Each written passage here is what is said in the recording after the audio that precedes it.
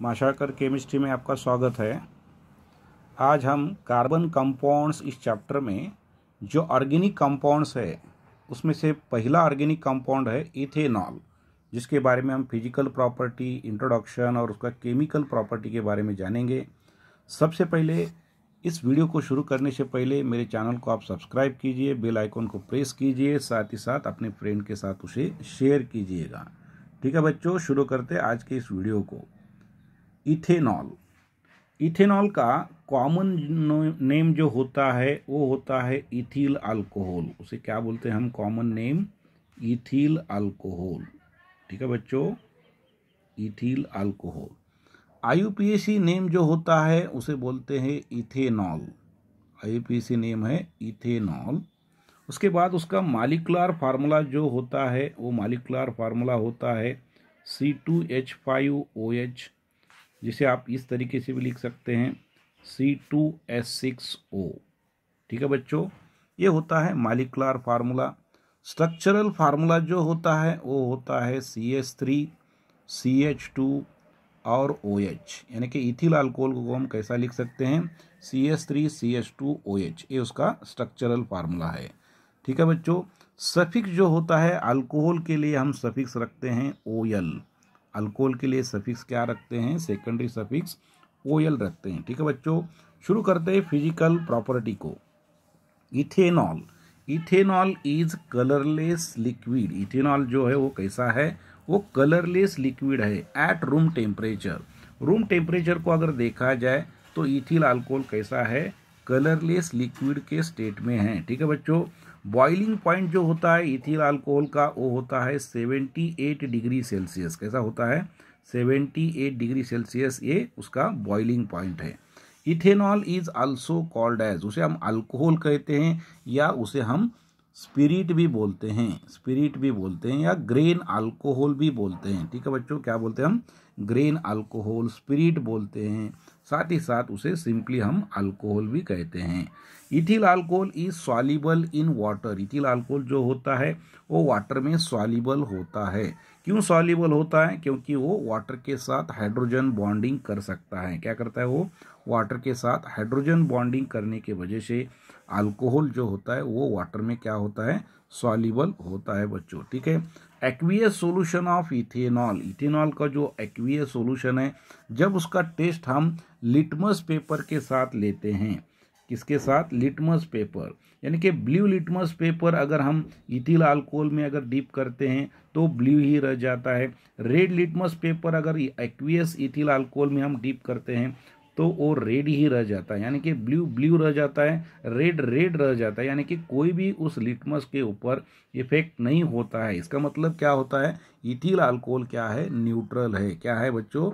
Neutral. समझ में आया? यानी कि ब्लू लिटमस पेपर अगर ब्लू रहता है, रेड लिटमस पेपर अगर रेड ही रह जाता है, तो तब हम उसको नेचर क्या कहते हैं? न्यूट्रल नेचर कहते हैं। ठीक है बच्चों, उसके बाद सिक्स्थ प्रॉपर्टी क्या है? Ethanol being a good solvent. Ethanol को हम ऑर्गेनिक सॉल्वेंट या गुड सॉल्वेंट बोल के इस्तेमाल कर सकते हैं।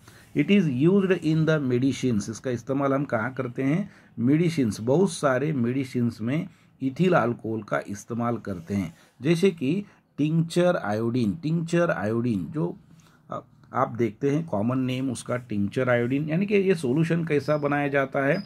आयोडीन और इथिल अल्कोहल ये दोनों का कॉम्बिनेशन करने के बाद टिंचर आयोडीन का फॉर्मेशन होता है, जिसका हम एंटीसेप्टिक बोल के उसका इस्तेमाल कर सकते हैं। ठीक है बच्चों, उसके बाद हम कफ सायरप जो होता है, कफ सायरप जो इस्तेमाल करते हैं उसी में इथिल अल्कोहल का इस्तेमाल किया जाता है। ठीक है बच्चों, साथ ही साथ जो टॉनिक लिया करते हैं, हम टॉनिक लिया करते हैं, उस टॉनिक में भी इथिल अल्कोहल का इस्तेमाल करते हैं। ठीक है बच्चों, कहाँ पर होता है? टिंचर ऑफ आयोडीन में इस्तेमाल होता है, कफ सायरप में इस्तेमाल होता है, और साथ ही साथ टॉनिक में भी उस मेडिसिन्स बोल के उसका हम इस्तेमाल करते हैं।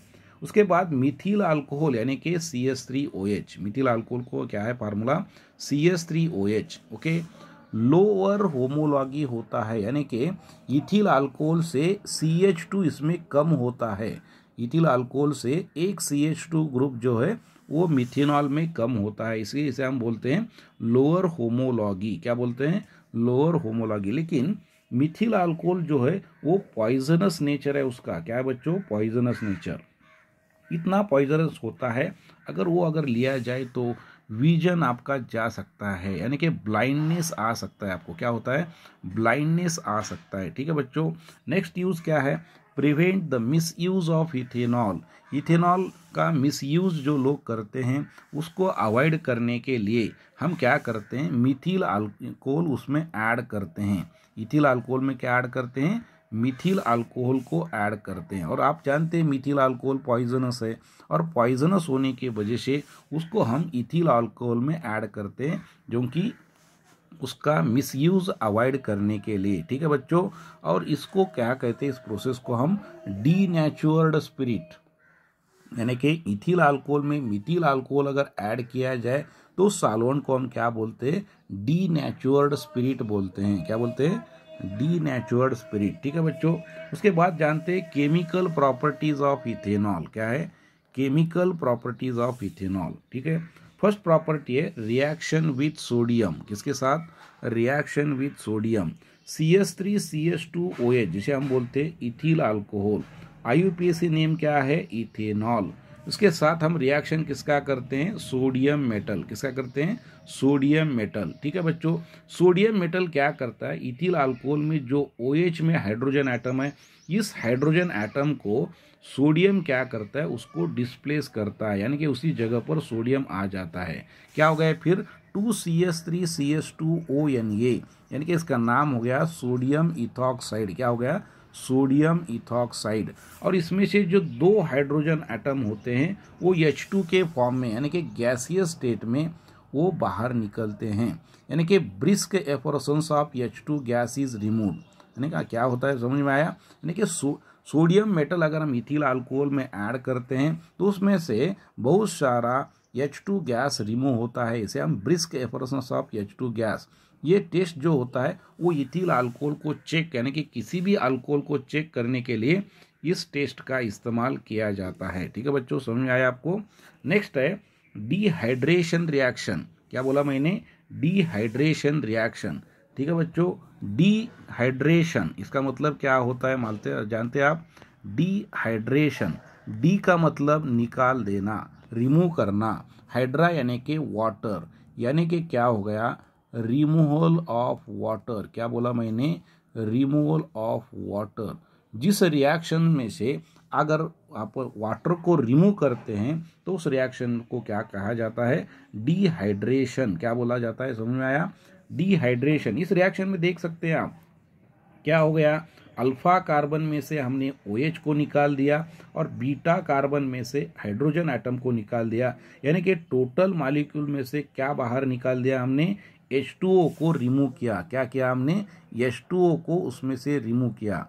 यानी कि जिस रिएक्शन में H2O रिमूव होता है उस रिएक्शन को क्या बोला जाता है? Dehydration reaction. समझ में आया? और डिहाइड्रेशन रिएक्शन किसका टाइप है? ये इलिमिनेशन रिएक्शन का टाइप है बच्चों। यानी कि कौन सा टाइप का रिएक्शन है? इलिमिनेशन रिएक्शन है। इलिमिनेशन में से एक रिएक्शन होता है, वो होता है डिहाइड्रेशन रिएक्शन, यानी कि इस रिएक्शन में हम वाटर को रिमूव करते हैं। और ये डिहाइड्रेशन करने वाला कौन है? Concentrated H2SO4। समझ में आया आपको? कॉन्सनट्रेटेड H2SO4, इसलिए मैंने लिखा है concentrated H2SO4 is acts as the dehydrating agent. क्या बोलते हैं हम उसको? डिहाइड्रेटिंग एजेंट, क्योंकि वो क्या करता है? अल्कोहल में से वाटर को रिमूव कर देता है। और ये रिमूव करने के लिए वहाँ पर टेम्परेचर कितना इस्तेमाल होता है?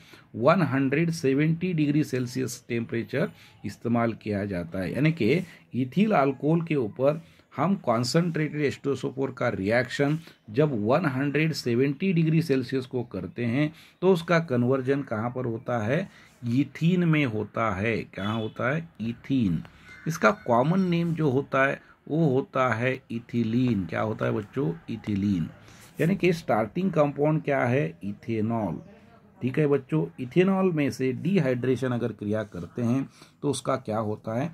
इथिलीन रिएक्शन में कन्वर्जन होता है। ठीक है बच्चों। इथिलीन। ठीक है। इसका स्पेलिंग ऐसा लिखिए ETHYLENE। इसका कॉमन नेम है बच्चों। समझ में आया आपको? ठीक है।